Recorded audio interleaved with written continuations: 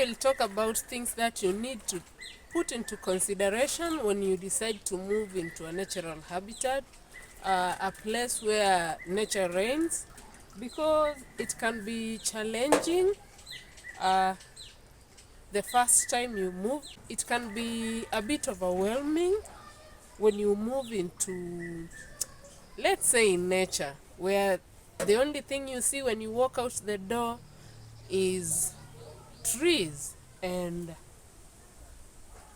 like in the place we are living, the first thing you hear when you wake up in the morning, it's the sound of the birds singing. And I think that is actually a good thing, because in this kind of natural environment, it's peaceful, it's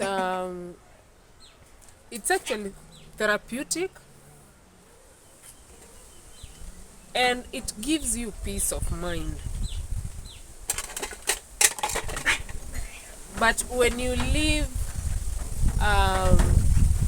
like, I think we can consider my house like a tiny home.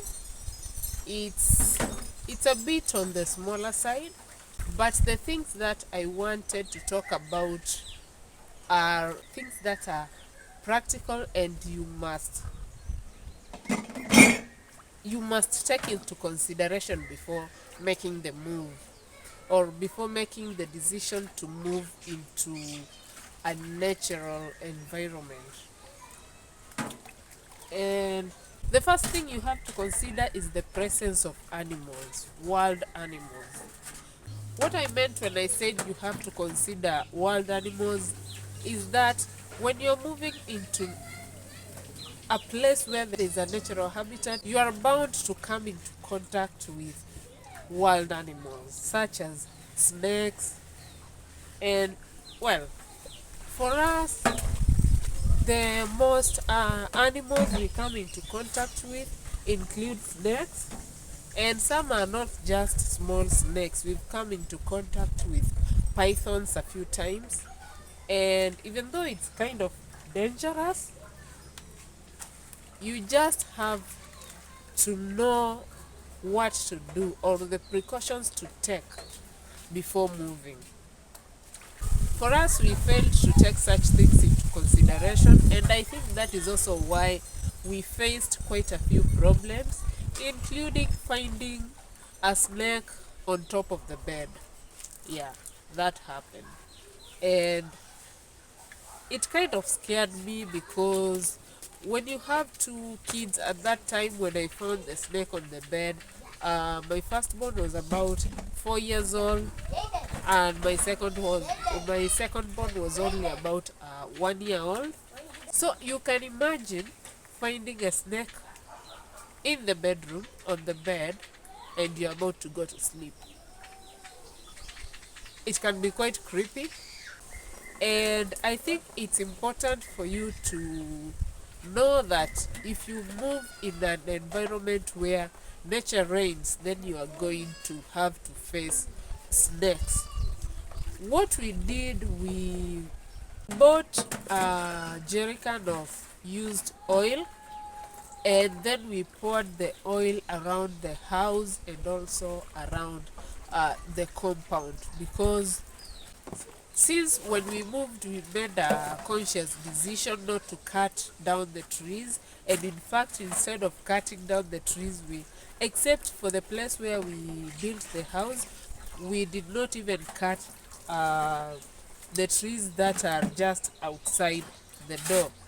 So we left them alone, and you can imagine how bushy the place is.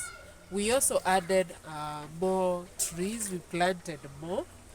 We planted different kinds of flowers, and obviously they attract more wild animals, and it makes it the best habitat for snakes. So you have to be careful about snakes.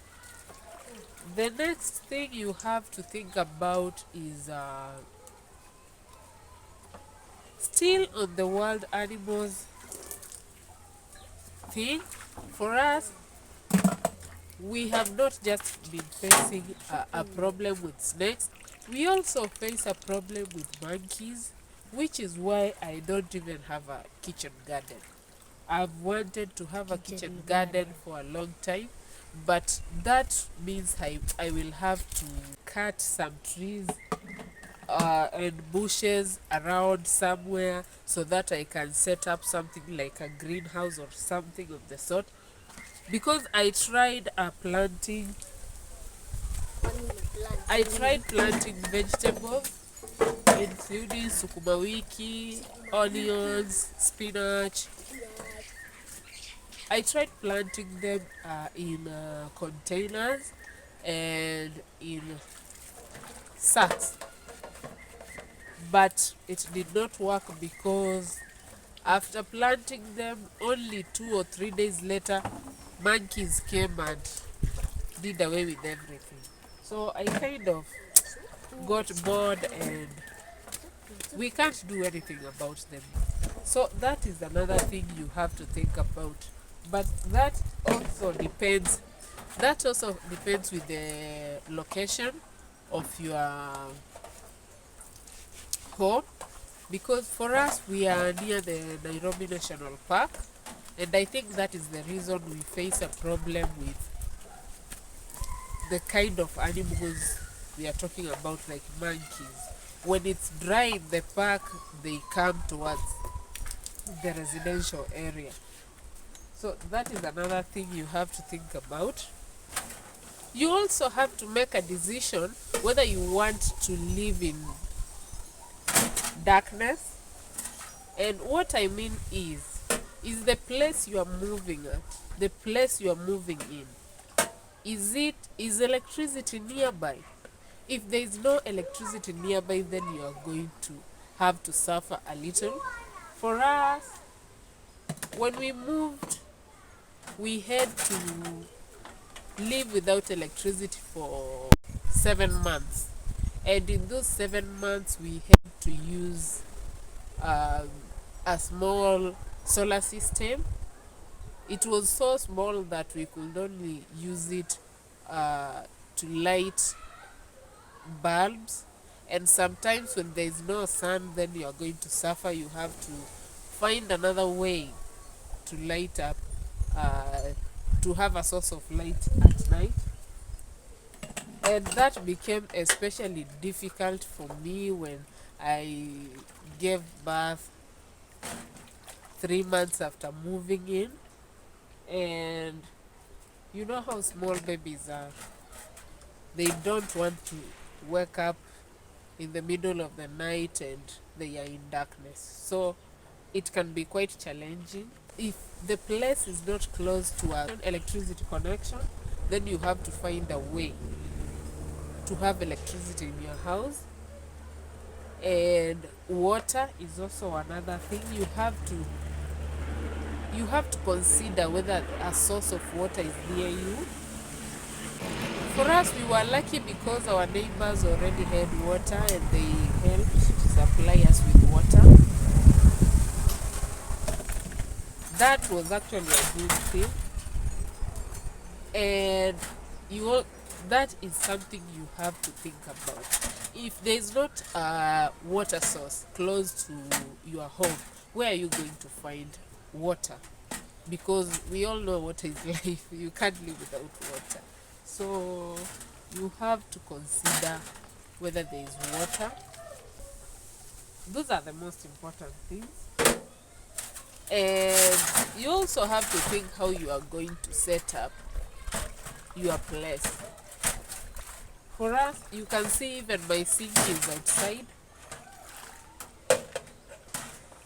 I kind of felt like I don't need to crowd my kitchen because my kitchen is small. We kind of live in a tiny house and my kitchen is pretty small.